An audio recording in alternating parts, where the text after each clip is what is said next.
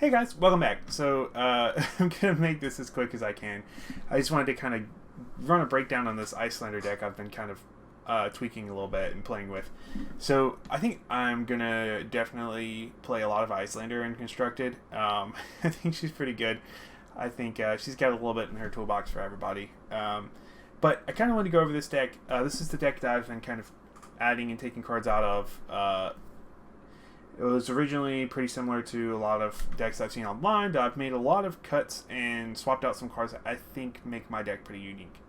So I want to talk about the cards that I've included that I haven't seen a lot of people talk about, if any. I don't think I've seen anybody talk about a couple of these cards, specifically for Icelander. And I want to talk about like how the deck plays, if you're unfamiliar with Icelander. So, anyways, let's go ahead and get started. If you notice, we have out of our 80 cards, 55 of them are blue pitch cards.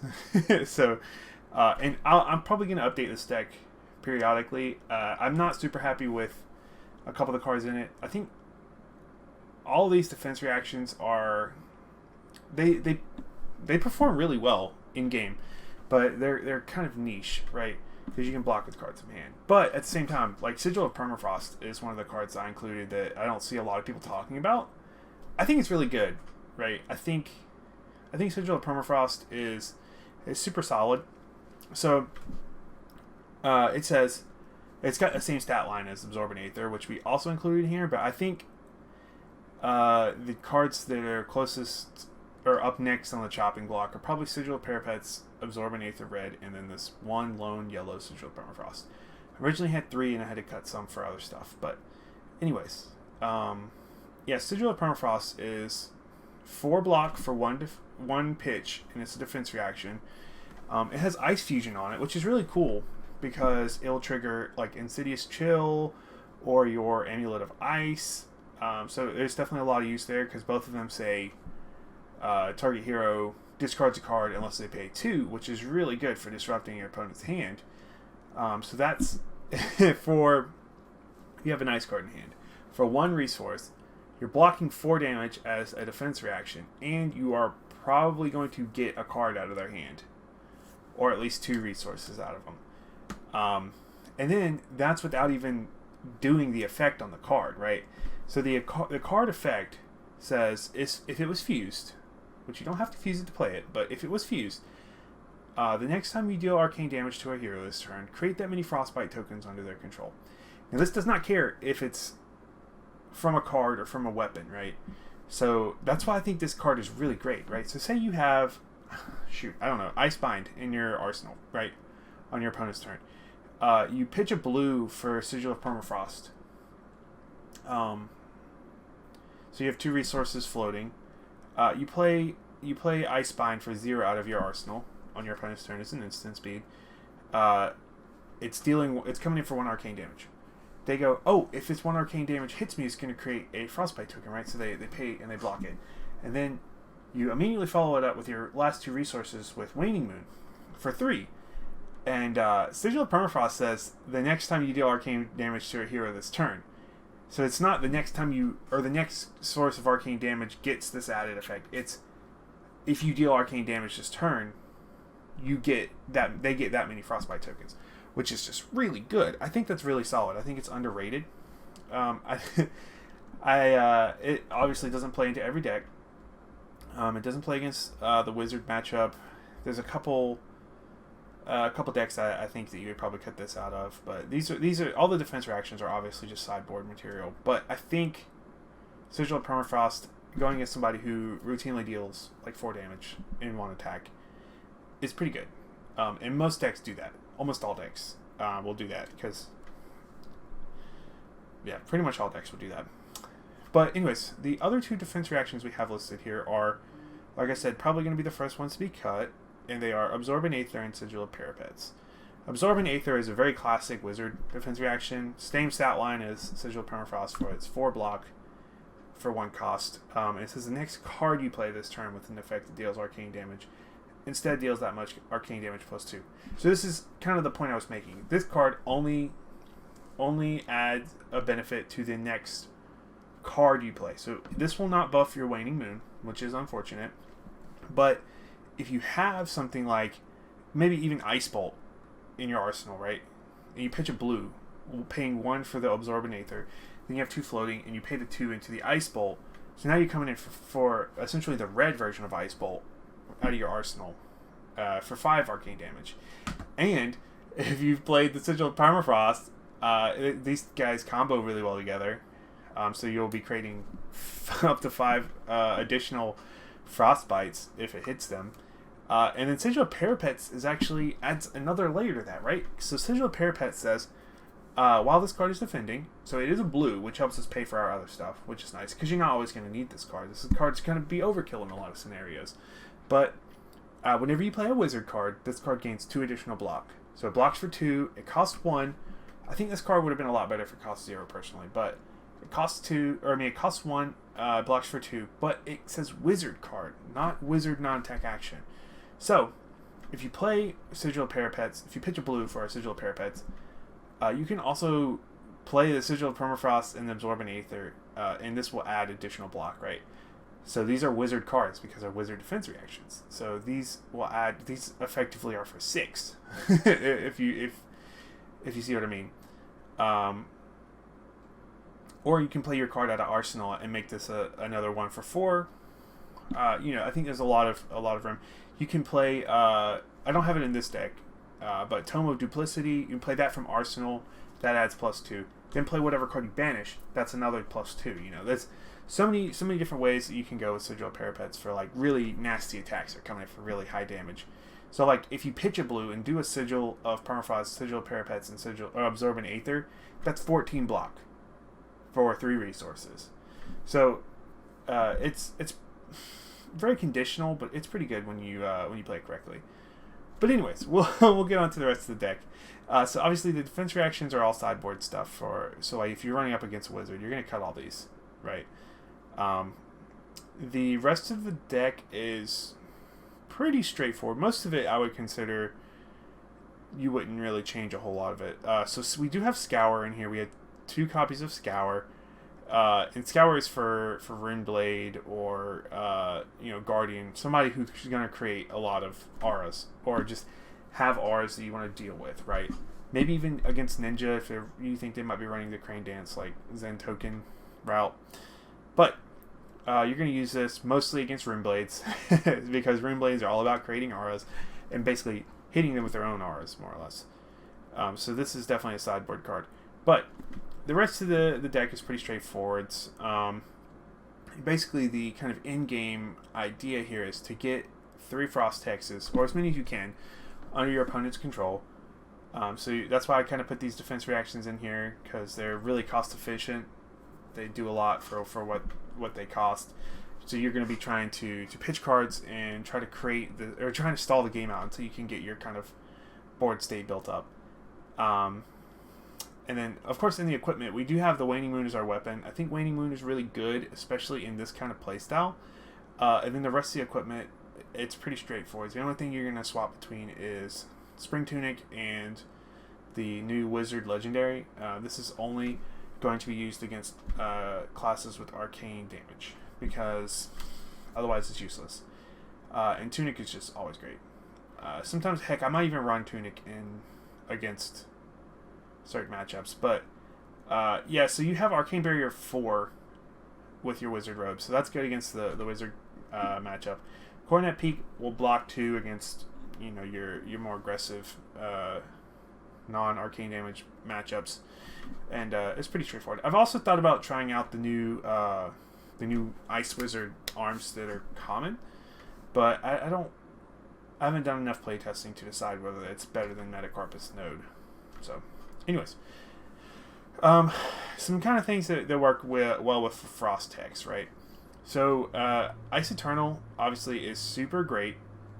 I've seen a lot of people talking about combos where you just try to get as many blue cards in hand as you can, and then pitch them all into Ice Eternal and create like just a ton of Frostbites. And then those Frostbites will, if you fuse it, will also deal damage immediately. Then you probably shut down your opponent's entire turn. And then if you have, so say you create 8 Frostbites off of this, your opponent's not going to be able to pay 8 above something else, and you can't just pitch to blow up the Frostbites. You have to pay for something, and you have to pay for all of it, right? So, Ice Eternal, great card. I've seen, like I said, lots of combos where you draw a bunch of cards and you can do it. But I think the better play is actually using Eisenhower Weather Vanes. So this is really cost efficient compared to the other way, because this, for one resource, you're going to create 4 Frostbites, because you're probably going to be fusing this Ice Eternal, right? So, but even if you're not, if you can get Eisenhower Weathervane out, and then you have a way to ice fuse. Well, you probably won't be using it in combination with the Sigil of Permafrost, because I only put the reds in. But you have lots of stuff like the Ice Eternal, like what's it called, Ice Bind. In case, there's so many different cards that have ice fuse on them, and you just basically shut your opponent's entire turn down, because 4 Frostbites for 1 cost is just super good. And then you're going to get your damage later off of the Frost Hexes. Now, currently, the only way to get rid of Frost Hex is for your opponent to play Thaw. So the only 2 heroes that have access to that are Phi and Dromai.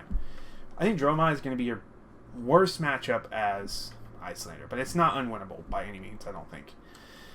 But yeah, so if they do hit your Frost Hex with Thaw, it doesn't banish it, it just destroys it. So it'll go to your graveyard. So originally in this deck I had Fire Breathing, but I cut it for Cadaverous Contraband. So this card I think is also slept on for a lot of combo decks, or decks that need certain things to go right for them. But basically, Cadaverous Contraband says, when it hits, you may put a non-attack action card from your graveyard on top of your deck. So the kind of game plan here is, at the very least, you're going to get 2 cards out of their hand, right? Or a card and a chip on their equipment with Cadaverous Contraband. But most of the time, they're not going to be including blocking equipment if they're playing against a wizard. So for 4, since it's 4 attack, it's kind of awkward to block, right? So I was trying to decide if I wanted to run the blues or the reds, and I ended up settling with blues because 4 is such a great break point. But the reds are also, I could consider running, so that would be for 6 attack. But anyways, so when you hit with this, put your Frost Hex on top of your deck. Or if Frost Hex is not what you need, if there's a card in your graveyard that you need that can win you the game, you can grab Channel Lake Frigid. You can grab Encase. Freezing Point is another good one. This is a good finisher card.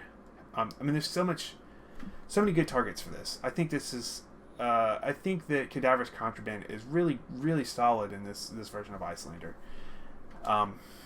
It's it's kind of hard to get it to go across, but it makes them, they really have to block this card because they know what's in your graveyard and they know what's coming, right? But anyways, Channel Lake Frigid is Channel Lake Frigid. It's pretty great. It's very good. In any ice deck you play, anybody who has access to ice, you're playing Channel Lake Frigid. It's so good at ruining your opponent's day, and just kind of making everything easier for you. A couple of the other cards I included here. Aether Icebane is really good. The red one, it comes in for 5 arcane damage, and if you fuse it and it deals arcane, or if it deals damage to a hero, it's another one of those discard unless you pay 2 effects.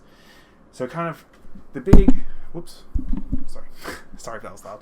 The big combo you want to set up. You want to get as many Insidious Chills and Amulets of Ice on the field as you can.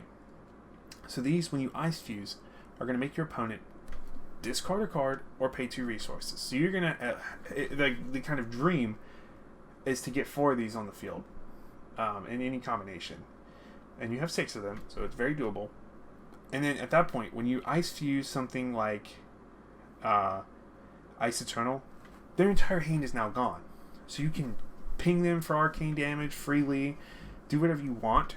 But the kind of big combo that you're going to try to work towards is maybe 1 or 2 Eisenhower Weather Vanes into Ice Eternal, fusing it, and then any of your other leftover resources, dumping them all into Ice Eternal to create as many Frostbites as you can.